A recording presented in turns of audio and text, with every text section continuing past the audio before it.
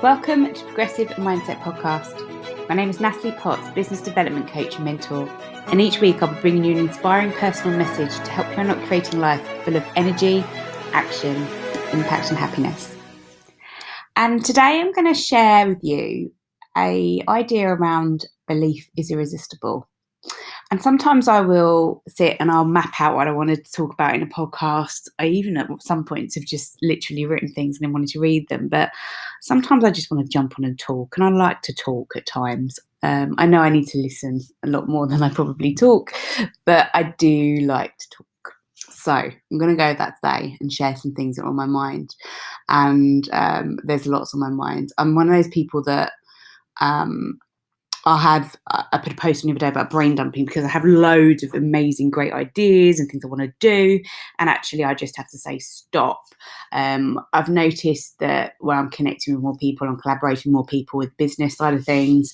Everybody wants kind of a bit of you, or they want to ask you things, or they want you to jump on their program and how are you getting on? And it's just absolutely comes to this point where like it's too much. And I, switched off a couple of months ago to only focus on one thing and spoke to a couple of people on this that I really admire in the work that they've achieved as coaches. And then I've connected with a coach myself who I'm working with, who's absolutely phenomenal. So anyone who kind of then interludes around this at the moment, I'm very much like, no, you're not in my plans. I'm very one thing at the moment and focused on this one journey and sticking my path. So yeah, I think there's lots of things, and I'm working with a few clients which at the moment, again, have lots of ideas, whether it's around their niche of their business or whether it's just about the workload they've got on and they feel stuck, they feel lost as a person or in business. Wow, lots, right? And sometimes, again, we need to just go, hang on a second, stop, slow down, speed up, understand where we're at and where we want to be, and then let's close the gap. So realise there's a lot just within that as well. So what's on my mind? I think I just said belief is irresistible. So I read that Shoe Dog book by Phil Knight just before Christmas, given by a friend actually, an amazing friend, a guy I met in the gym last year. We've just again connected and just he's actually throws me in quite a lot of banter and takes the piss out of me, so definitely someone on my level.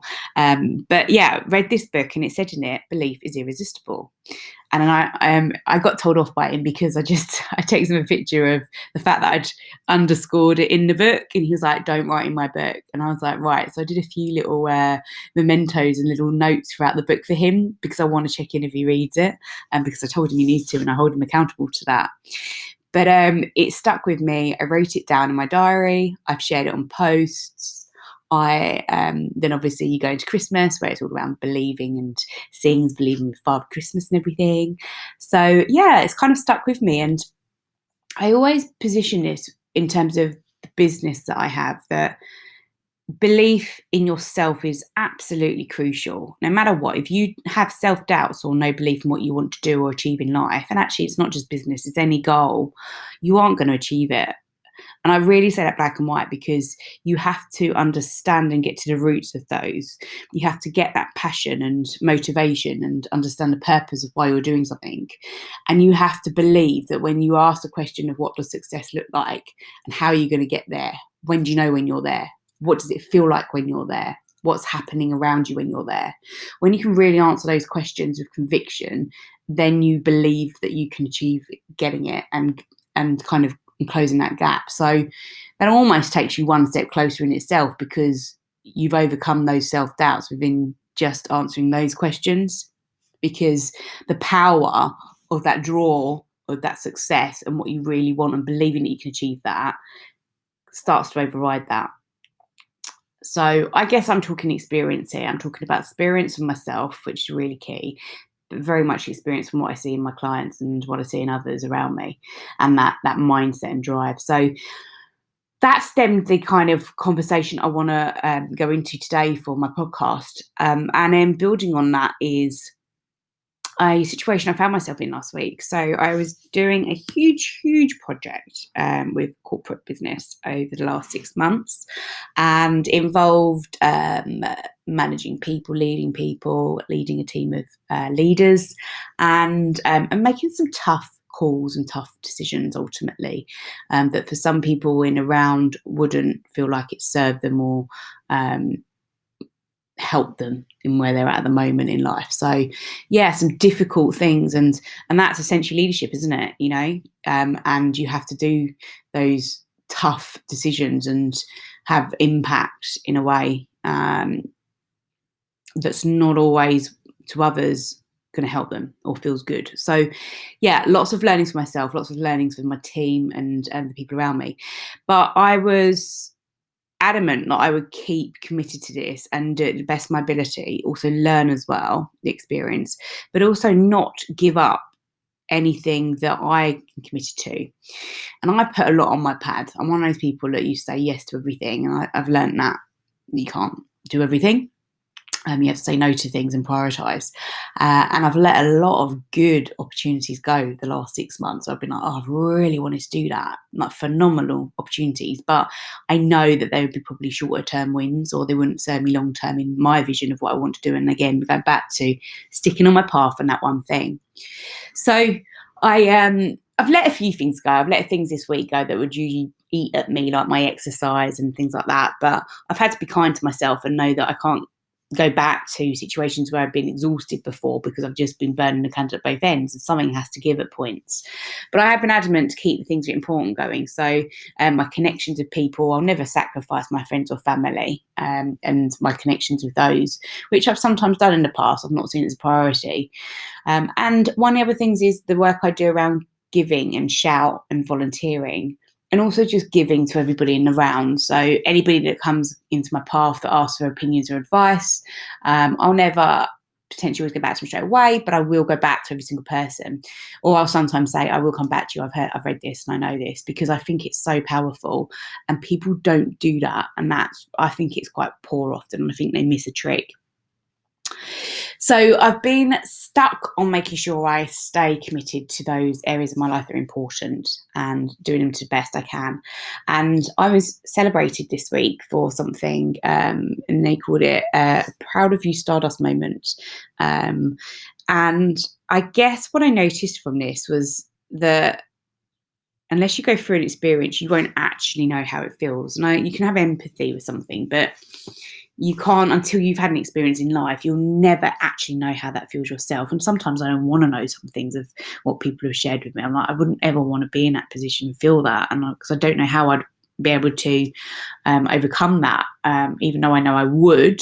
You'd have to dig deep and explore, but I think I would be conscious of that and how I go about it. So going back to that win, it felt really strange. And it felt really strange because I absolutely love the fact that I've grown so much as a person. I've learned so much in being a leader. I've loved building my own business as a coach. I've loved qualifying in coaching. I've loved understanding how I can be an amazing mental health volunteer, and how I can help people, and the conversations that I have and the questions that I ask. And I have also loved the fact that I can give back to others. And Tony Robbins says that quote, "The secret to living is giving." And I honestly, truly believe this, that you have to have great gratitude for what you have, opposed to always thinking about what you don't have. Having an attitude of gratitude in terms of everything in life, but also a can-do attitude, that you can do things opposed to what you can't do. I don't know what I want. Well, what do you know? That perspective on everything. And it felt bizarre. It felt amazing, and I felt so grateful to get this win. And it actually came with, a celebration to people and see what I'd achieved and the reason for it. In terms of that I bring coaching into a leadership team, that I bring mental health awareness into a leadership team, and I'm very confident with it. I'm relentless in my style as well, which I am, hopefully in a good way. Again, different language has different association with people, and the word relentless for some is too imposing, where for me, I love that word relentless. I'm driven, I'm consistent, I'm driven by targets and goals. I love that. It just ticks my boxes. So it felt odd, and it felt odd because I feel so proud that I'm able to do something that I absolutely love. And it took me back to when I won my coaching award for continued professional development, CPD of the Coaching Academy, and literally the pride you feel, and it literally makes you really emotional. You want to, at points you feel like, I could cry about this, because I just feel that I'm getting recognised for something, and I actually go quite introverted, and I feel myself go into my shell a little bit, because I'm like, all I'm doing is what I love, and I'm getting rewarded and thanked for that, and that feels odd. And then I think, oh, am I ungrateful for feeling that? Should I feel this? So lots of different emotions, and yeah, absolutely, really grateful. And then I think, actually, I need to amplify this, and I need to share it with others, because by doing that, I inspire more people to want to do the same thing, to want to know that believing in something you do and getting out there and just keep going with it, failing, going again, failing, going again. That routine, that structure, people see that and they think, I could do that too. And that inspires people to take the jump, to do, something different, to be who they want to be, to become something they've always wanted to be and do what they want to do. So I think it's a mix of emotions, but it's then back to the fact that I love what I do, and I believe that I'm able to do what I want to do, and I will be, I am, and I will be getting even better at it. And I love that. And I think that's just what I want to share with other people, is that you can tap into what you have, or you can tap into what you don't have as well, and explore what you do want to do and be in life. It won't always be monetary driven. And again, I was talking to someone in the week who is at a crossroads in their life, and they were really nervous talking to me about the fact that they want to shift where they are professionally and completely leave a job they're in and go to something else, and actually go into nothing. And I said, I'm not going to share an opinion. I'm going to give some questions. I'm going to ask some questions that hopefully raise your awareness on this and may help and serve you into making sure you made the right decision for yourself. But ultimately, decisions with you. And I think that, the fact was, he was like, I'm not money driven. And I was like, and you don't have to be. That's absolutely fine. And I was recognised as well with this award or this celebration, just with a monetary figure. And I looked at it and thought, that's lovely, it's great. And so I've got no idea what I want to buy. And because I don't really want anything in life. I used to be really materialistic when I was growing up, and now I don't. And I'm literally like, what could I buy? So I think it's because when you do what you love, it's often not money driven at the forefront. I am money driven in certain ways, but it's not the forefront of what I do and why I do things. Because, as I said, I think if you actually take the focus of giving back to others, then those types of things come the way anyway. You do have to have a mindset that's able to manage money. That's different. But I think on the whole, doing what you love is not about money. And it goes back to, like that idea that you can't freaking take it with you, can you? Yeah. So give back to others. So lots within that. I'm conscious it's a little bit here, there, and everywhere, but that's where my mind's at the moment. I think that's cool as well. It's just to go with that and be open to that and just talk things through.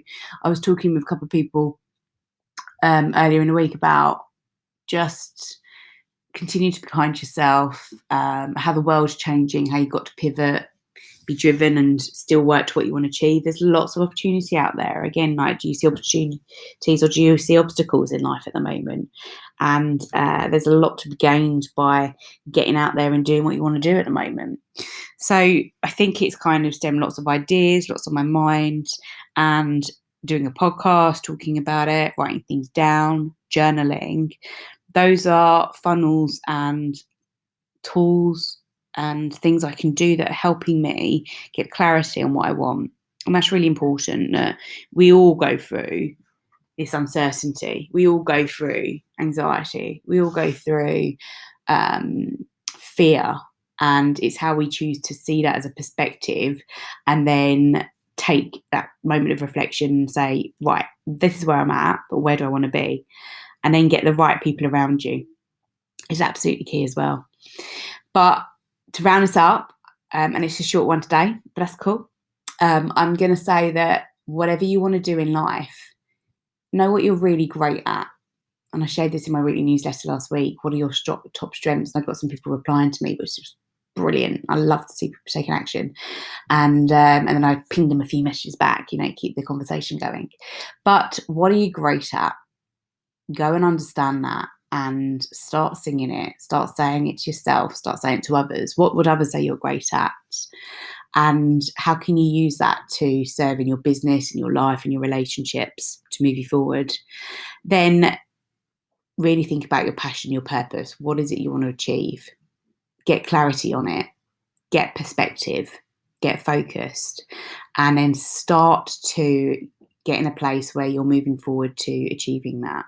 But never let anybody's opinions or thoughts or their ideas that are negative or that want to pull you down, judgment, I guess, get in the way of you achieving what you want to do. Have absolute, complete, 100% belief in what you want to do, and go for it. And sometimes you'll feel on your own with that and it'll feel lonely and you'll think, why am I doing this? But that's when you just need to keep going, dig deep and keep going, because this is ultimately what I know I can do and what I know I can offer.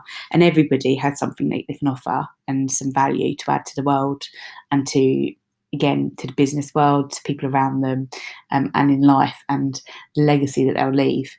And actually, it's really poignant there in itself. Captain Tom passing away this week, and the conversations I've had with people around that, and people have been really emotional, and lots of strange things moving that in terms of his age, the year it happened, the fact that he did so much as a hero, an absolute epitome of this word hero, and that he gave back so much, and then unfortunately he was taken with COVID. And I think that's a reality, and it's seeing what he's achieved and how an amazing man he was, and like truly exceptional. So yeah, I think that it made me think about this week, like, what will be my legacy? How would I want to be known? What would I want to be known for? And then the fact that he had complete belief in what he wanted to do, and some people would have joked and laughed at him, or I don't know, you would have been, some people would be horrific trolling about some things on him, which I just can't bear to think about or look at. But that is somebody that made a real difference, that had impact on people's lives, and that will never be forgotten. And that's a true testament to the fact that giving is absolutely key in our lives, and having gratitude. So hopefully that's left you with some reflections for today and things to think about. As always, like I do with my newsletter, I ask people to reply because I want to help people move forward even more. I love to hear that people have connected with me through my social media. So I've got my Facebook community, You're in the Greatness. I'd love to hear from you, and drop me a question, share this episode with a friend, and let me know how it's helped you or how I can help you more, because that's really important.